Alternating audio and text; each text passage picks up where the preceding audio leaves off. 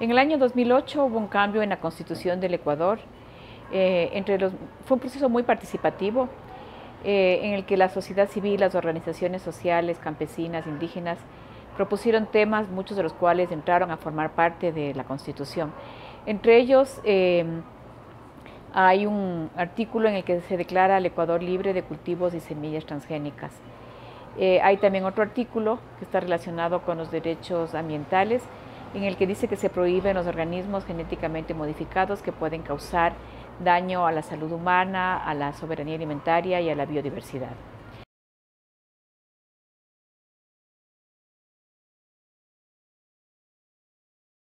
Este artículo se introdujo en la Constitución porque fue una demanda de organizaciones campesinas, indígenas y ecologistas del Ecuador, así como de consumidores.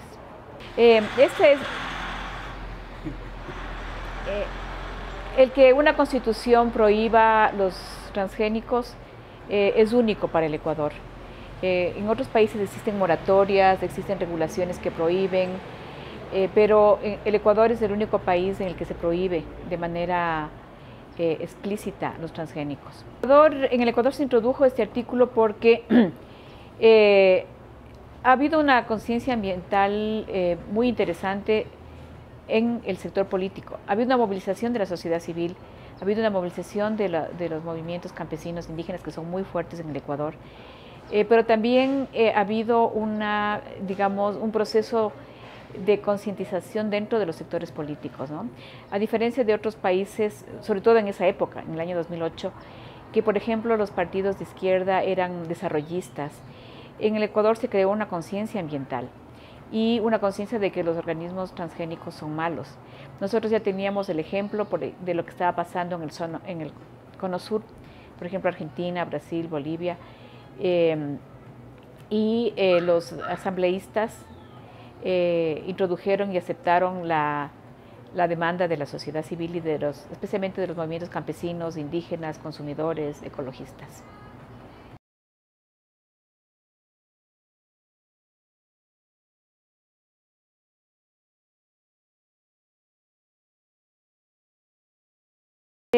Bueno, el nombre de Ecuador se relaciona con el hecho de que el Ecuador está en la línea equinoccial.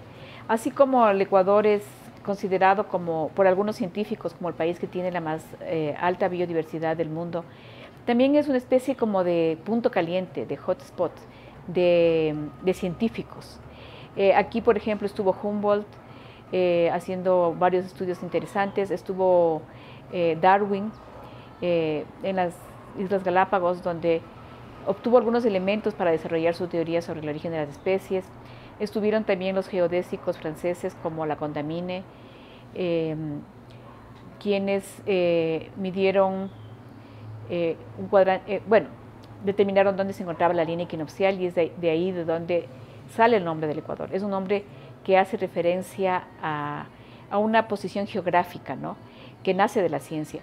Y tal vez ese elemento hace que también haya una cierta conciencia entre los ciudadanos y entre los que toman decisiones sobre la importancia que tiene el Ecuador como una potencia científica y de biodiversidad.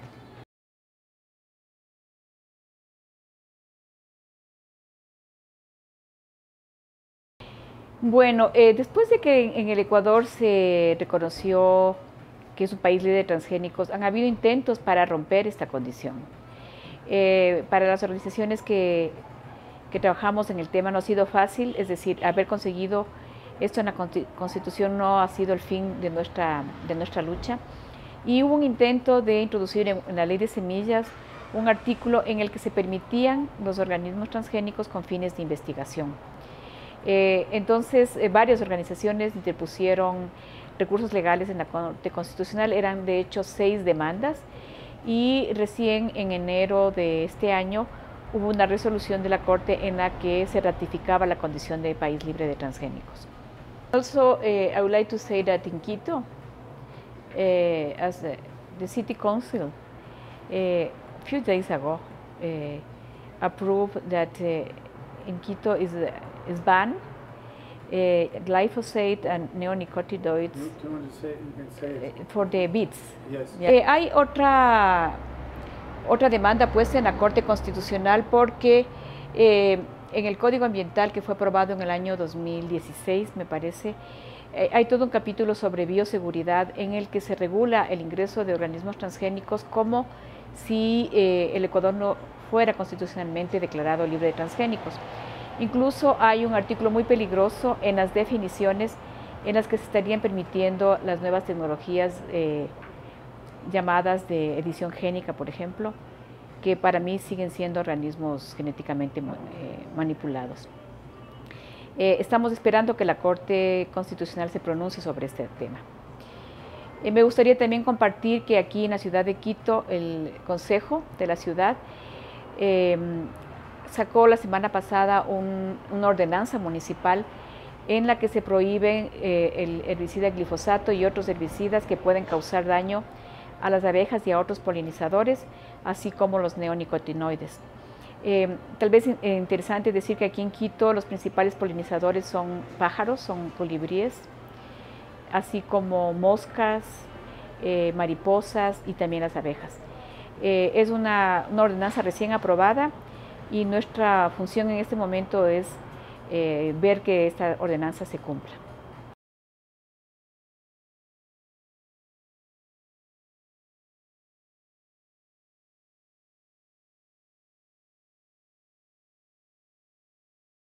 Bueno, podría haber algún debate sobre si nuevas tecnologías moleculares como gene drives y edición génica están contempladas en la prohibición de la Constitución.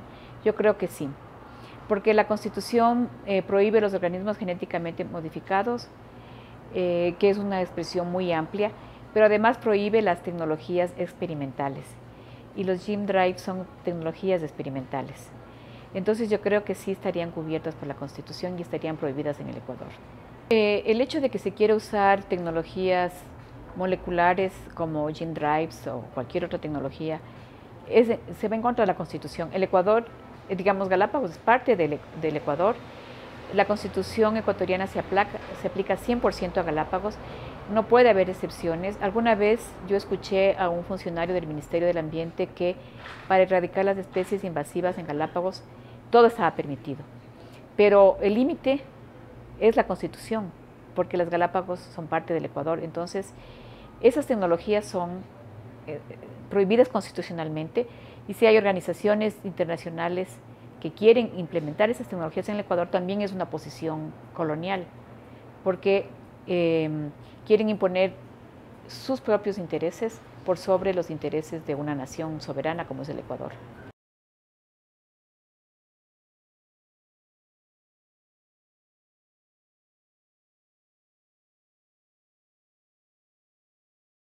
En ese caso habría, si es que hay una asociación entre esta organización Island Conservation y el Ministerio del Ambiente del Ecuador, se tendría que poner una demanda en contra del Ministerio del Ambiente del Ecuador, porque el Ministerio del Ambiente no puede dejar de obedecer la Constitución, tiene una obligación. O sea, la primera instancia que debe cumplir con la Constitución es el Estado.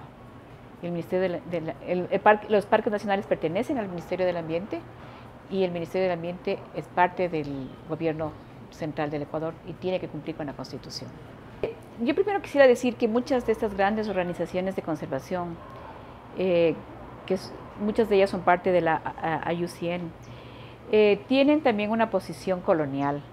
Ellos piensan que los estados son demasiado débiles para poder conservar sus propios recursos y que ellos pueden hacerlo mejor. Y ellos quieren controlar zonas de importancia de biodiversidad como las Galápagos o tal vez también la Amazonía, ¿no? Eso es totalmente incorrecto y mucho más aún cuando quieren introducir organismos genéticamente modificados o gene drives en una zona de tanta importancia biológica y de tanta fragilidad como son las Islas Galápagos. Yo sí haría un llamado a quienes están apoyando este tipo de proyectos y que tal vez no sepan las implicaciones, que averigüen más sobre las implicaciones y que escuchen lo que piensa también el país, ¿no? Porque no pueden ser las organizaciones internacionales las que decidan sobre países soberanos.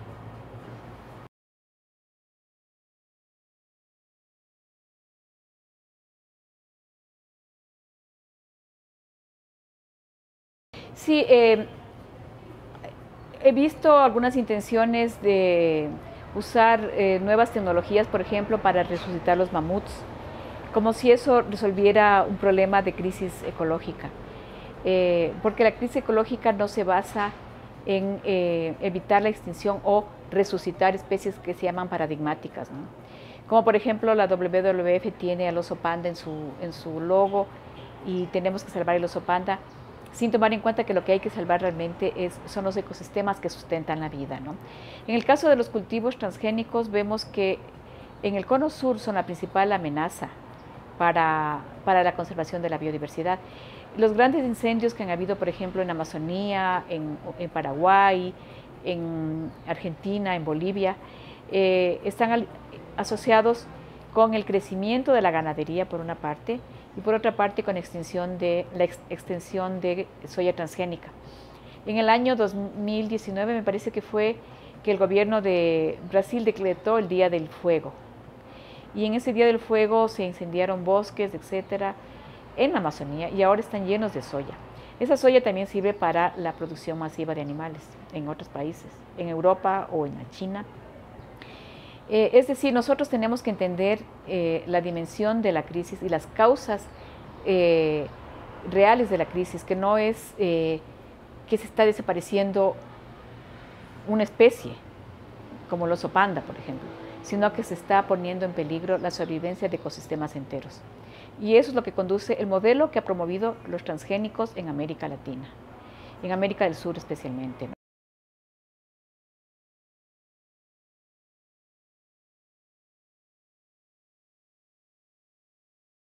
Es un modelo que usa grandes cantidades, grandes territorios primero, que ha acabado con ecosistemas como la pampa húmeda, el Chaco húmedo, la mata atlántica, que está avanzando sobre el Pantanal, que es un ecosistema único entre Brasil y Bolivia, y está avanzando hacia la Amazonía.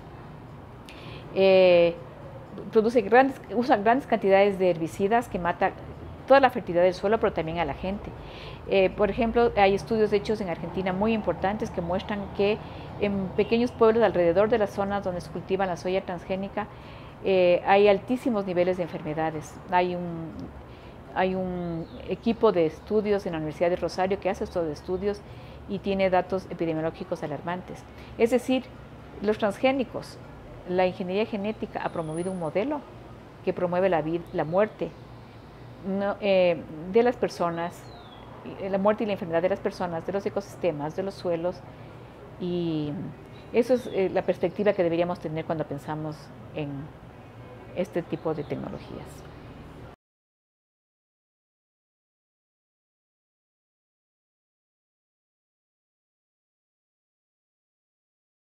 Muchas veces se mira el problema, por ejemplo, de los transgénicos o de los gene drives o de cualquier tecnología como una cuestión tecnológica que puede ser mejorada. Entonces, se dice, por ejemplo, que si antes de liberar un organismo genéticamente modificado se hacen adecuadas evaluaciones de riesgo, por ejemplo, se toma en cuenta las consideraciones socioeconómicas, se toma en cuenta los efectos a largo plazo, vamos a solucionar.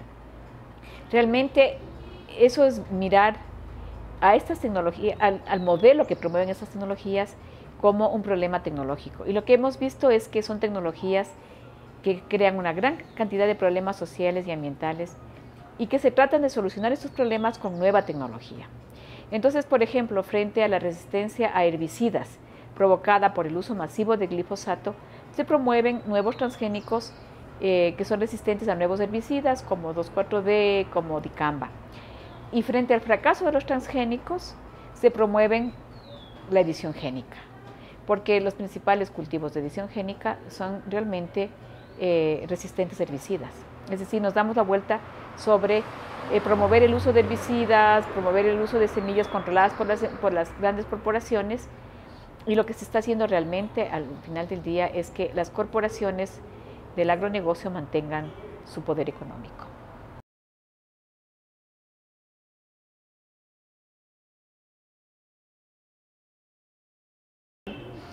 En el caso de los mosquitos transgénicos, se trata de solucionar el problema por ejemplo, del dengue o de la malaria en África usando esos mosquitos manipulados genéticamente.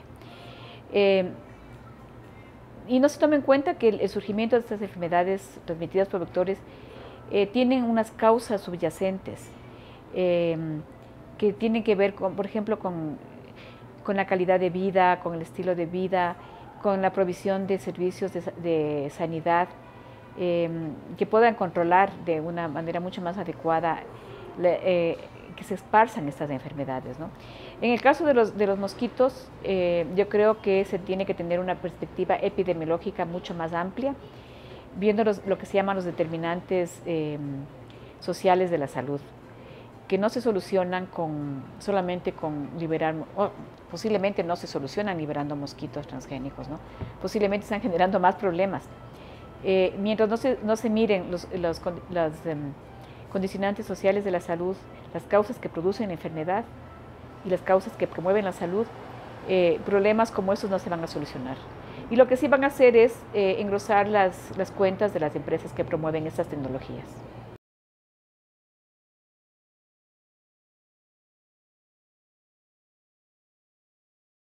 Frente a la propuesta que tienen algunas organizaciones y corporaciones y países de cambiar, digamos, al planeta para salvarlo, yo creo que están por el camino equivocado y yo creo que la alternativa está en lo que han hecho las poblaciones locales toda la vida, que mantienen prácticas en armonía con la naturaleza. Mientras no se cambie el modelo de desarrollo, que es un modelo fuertemente capitalista que promueve el uso de los recursos, que vea la naturaleza como recursos, que vea a los seres humanos como recursos y que quieren obtener ganancias de todo. Los problemas que enfrentamos, las múltiples crisis que enfrenta la humanidad y el planeta, no van a ser resueltos, sino que van a ser empeorados. Entonces yo creo que la solución está en mirar lo que han hecho las comunidades en todo el planeta, en todo el mundo.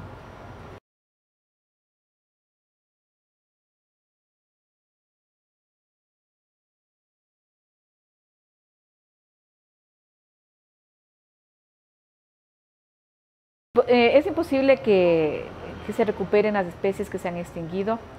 Tampoco habría lugar para, por ejemplo, el tiranosaurio Rex se extinguió. No sé cómo sería el equilibrio ecológico con especies que ya se extinguieron en un planeta donde el escenario es totalmente diferente, ¿no? Ahora vivimos en la era de las plantas con flores, de los polinizadores, de las abejas, de los mamíferos. Traer especies extintas sería una catástrofe, ¿no?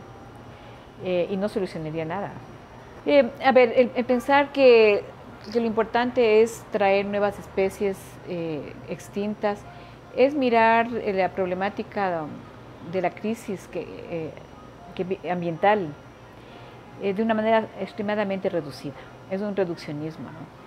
Porque el problema no es recuperar especies extintas, sino ver cómo superamos las crisis ambientales que vivimos. Y bueno, yo entiendo que los jóvenes pueden estar muy atraídos a ese tipo de soluciones, pero hay que hacerles el llamado de que vean un panorama mucho más amplio, mucho más extenso de qué se tratan estas crisis.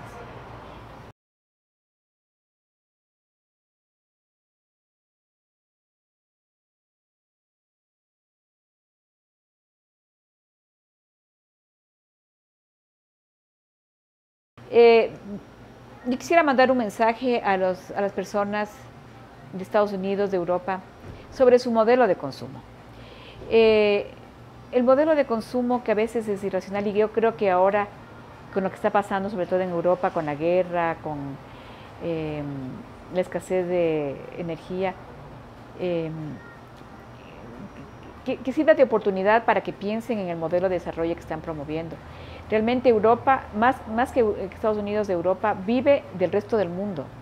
Y ahora que que dependen de un país, por ejemplo Ucrania, y que dependen de sus cereales, dependen de su energía, se dan cuenta y protestan y están enfrentando problemas muy graves porque se han acostumbrado a depender de otros. Lo mismo hacen con el resto del planeta, ¿no? Dependen de África para algunas cosas, de la Amazonía para otras, del Cono Sur para alimentar a sus animales a partir de la soya transgénica. Entonces es un llamado en general. Y Estados Unidos, aunque es un país grande y con gran cantidad de recursos, también depende del resto del mundo.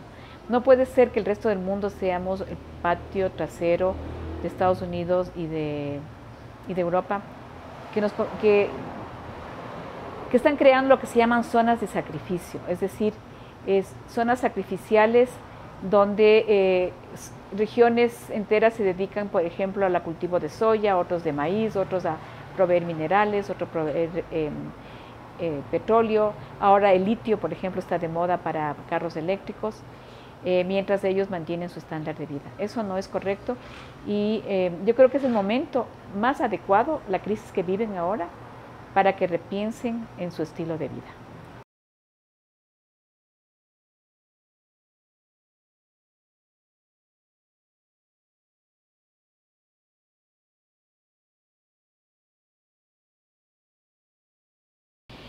Bueno, yo primero quisiera decir algo sobre la IUCN. Yo sé que hace algunos años, de manera mayoritaria, los miembros de IUCN votaron en contra de los transgénicos, ¿no? Por lo cual me extraña que ahora estén pensando en trabajar con esas tecnologías moleculares para llegar a especies silvestres, decidiendo cuáles especies deben quedarse y cuáles deben sobrevivir, que están en peligro de extinción. Aquí en el Ecuador se reconocen los derechos de la naturaleza y yo sí quisiera tal vez que podamos hacer un análisis sobre qué implica desde el punto de vista de los derechos de la naturaleza esta manipulación de la vida silvestre, este rol que se están arrogando a las organizaciones de decidir quién vive y quién no vive. No está en manos de ellos, ellos no tienen derecho de hacerlo. Y en el caso específico del Ecuador estaría prohibido por la Constitución también porque la naturaleza tiene derechos. Recién hubo otra sentencia de la Corte Constitucional donde se reconoce derechos a los animales, a vivir, a no sufrir. Entonces esas nuevas tecnologías estarían atentando contra esos derechos.